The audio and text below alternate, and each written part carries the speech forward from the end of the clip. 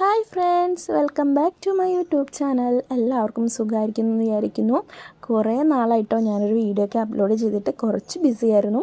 അപ്പോൾ ഇന്ന് 1 വയസ്സ് തൊട്ടുള്ള കുട്ടികൾക്കും മുതിർന്നവർക്കൊക്കെ ഒരുപോലെ കഴിക്കാനായിട്ട് പറ്റുന്ന നല്ല ടേസ്റ്റുള്ളൊരു ഈവനിങ് സ്നാക്സാണ്. പ്രത്യേകിച്ച് ഇത് കുട്ടികൾക്കൊക്കെ വളരെ ഇഷ്ടപ്പെടും. കാരണം അരിയാഹാരം ഒന്നും കഴിക്കാത്ത കുട്ടികൾക്കൊക്കെ ഇത് നല്ലതായിരിക്കും. ചോറൊന്നും അധികം കഴിക്കാത്ത കുട്ടികൾക്ക് അരിയാഹാരം കഴിക്കണം, കുറച്ചൊക്കെ എങ്കിലും കഴിക്കണമല്ലോ. അപ്പോൾ അങ്ങനെയുള്ള കുട്ടികൾക്ക്, കഴിക്കാത്ത കുട്ടികൾക്കൊക്കെ ഈ ഒരു സ്നാക്സ് കൊടുക്കുന്നത് വളരെ നല്ലതാണ്.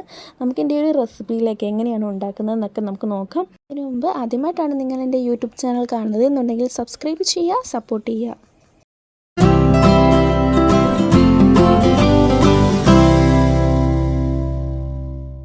അപ്പോൾ ഞാനിവിടെ ഫസ്റ്റ് എടുത്തിരിക്കുന്നത് റൈസാണ്. അപ്പം വൈറ്റ് റൈസ് അല്ലെങ്കിൽ റെഡ് റൈസ്, നിങ്ങൾ വെള്ളരിയാണോ അല്ലെങ്കിൽ കുത്തരിയാണോ, ഏതരിയാണ് നിങ്ങൾ യൂസ് ചെയ്യുന്നത് വെച്ചാൽ അത് നിങ്ങളുടെ ഓപ്ഷനാണ്, ഏത് വേണമെങ്കിലും എടുക്കാം. അപ്പം ഞാനിവിടെ ആവശ്യത്തിന് വൈറ്റ് റൈസ് എടുത്തിട്ടുണ്ട്. അതിലേക്ക് കുറച്ച് വെള്ളം ഒഴിച്ച് നല്ലതുപോലെ കഴുകിയെടുക്കുക. അപ്പോൾ ഞാൻ കുറച്ച് വീഡിയോസിലൊക്കെ, യൂട്യൂബിൽ തന്നെ കുറച്ച് വീഡിയോസിലൊക്കെ കണ്ടിട്ടുണ്ട് ഈ അരി കഴുകാതിട്ട് ഇങ്ങനെ ഫ്രൈ ചെയ്തെടുക്കുന്നത്. അപ്പം എനിക്കിത് നല്ലതായിട്ട് തോന്നിയിട്ടില്ല. കാരണം നമ്മൾ അരി ചോറ് വയ്ക്കാനായിട്ട് കഴിയുമ്പോൾ തന്നെ നല്ല അഴുക്ക് അതിനകത്തുണ്ടായിരിക്കും. അപ്പോൾ നല്ല വൃത്തിയായിട്ട് ക്ലീൻ ചെയ്തിട്ട് മാത്രമേ യൂസ് ചെയ്യുക. കാരണം കുഞ്ഞുങ്ങൾക്കൊക്കെ കൊടുക്കുന്നതല്ലേ. അപ്പോൾ ഞാൻ ഇവിടെ വൃത്തിയാക്കി എടുത്തിട്ടുണ്ട്.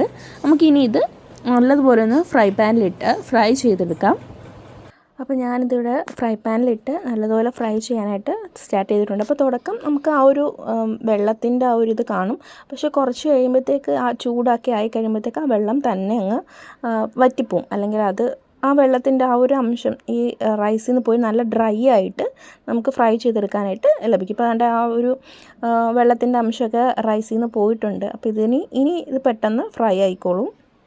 അപ്പോൾ അതിൻ്റെ അരി നല്ലതുപോലെ ഫ്രൈ ആയിട്ട് വരുന്നുണ്ട്. ഈ ഒരു ലെവലെത്തുമ്പോഴത്തേക്കാണ് ഇത് ശരിക്കും വറുക്കാവുന്നത്. അതായത് നമ്മൾ കണ്ടിട്ടില്ലേ, മലരൊക്കെ കണ്ടിട്ടില്ല, ആ ഒരു സ്റ്റേജിലേക്ക് കിട്ടും. ഈ ഒരു അരിയുടെ കട്ടിയൊക്കെ നല്ല കുറഞ്ഞ വൈറ്റ് കളറായിട്ട് മാറാനായിട്ട്, വൈറ്റ് ഷെയ്ഡ് ഇതിലേക്ക് വരാനായിട്ട് തുടങ്ങും.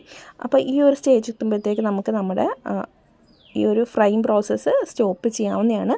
വളരെ കുറഞ്ഞ ഫ്ലെയിമിലിട്ട് വേണം ഇതൊന്ന് ഫ്രൈ ചെയ്തെടുക്കാൻ. കുറച്ച് സമയം എടുക്കും എങ്കിലും വളരെ കുറച്ച് ഫ്ലെയിമിലിട്ട് വേണം ഇത് റെഡിയാക്കി എടുക്കാൻ. എന്നിട്ട് ഞാനിതൊരു പാത്രത്തിലേക്ക് മാറ്റി വെച്ചിട്ടുണ്ട്. ആ പാത്രത്തിൽ തന്നെ, നമ്മൾ ഫ്രൈ ചെയ്ത പാത്രത്തിൽ തന്നെ വെക്കാതിരിക്കുക. കാരണം അതിലെ ചൂടും കൂടായിട്ട് ഒന്നും കൂടി ഇത് കരിഞ്ഞു പോകാനായിട്ട് സാധ്യതയുണ്ട്. പിന്നീട് ഞാനൊരു ജാറിലേക്ക് കുറച്ച് തേങ്ങയാണ് എടുക്കുന്നത്. ഇതുപോലെ പീസാക്കി, അത് കുറച്ച് എളുപ്പമാണ് അരച്ചെടുക്കാനായിട്ട്. നമ്മൾ തേങ്ങ തിരകുന്ന സമയം നമുക്ക് ലാഭിക്കാം. അങ്ങനെ പീസാക്കിയാണ് ഞാൻ എടുത്തത്. എന്നിട്ട് ഇത് നല്ലപോലെ ഒന്ന് അരച്ചെടുത്തിട്ടുണ്ട്. എന്നിട്ട് നമ്മുടെ ഫ്രൈങ് പാനിൽ ഒന്നും കൂടെ ഒന്ന് ചൂടാക്കുക. അതിലേക്ക് കുറച്ച് നെയ്യ് ഒഴിച്ച് കൊടുക്കുകയാണ് ചെയ്യുന്നത്. ഇനി ഇതിലേക്ക് ഞാൻ ആഡ് ചെയ്യാനായിട്ട് പോകുന്നത് കുറച്ച് കാഷ്യൂസാണ്. അപ്പം ഇത് നെയ്ക്കകത്തിട്ട് നല്ലതൊന്ന് ഫ്രൈ ചെയ്തെടുക്കാം. അപ്പം കാഷ്യൂസൊക്കെ കുഞ്ഞുങ്ങൾക്ക് വളരെ നല്ലതാണല്ലോ. അപ്പം നമുക്ക് ഈ ഒരു മിക്സിങ്, അത് കാഷ്യൂസ് ആഡ് ചെയ്യാം, ബദാംസ് ആഡ് ചെയ്യാം. നിങ്ങളുടെ കയ്യിൽ എന്താണോ സ്റ്റോർ ചെയ്തിട്ടുള്ളത്, അല്ലെങ്കിൽ നിങ്ങളുടെ വീട്ടിൽ എന്താണോ ഉള്ളത്, അതൊക്കെ നമുക്ക് ഇതിലേക്ക് ആഡ് ചെയ്ത് കൊടുക്കാവുന്നതാണ്.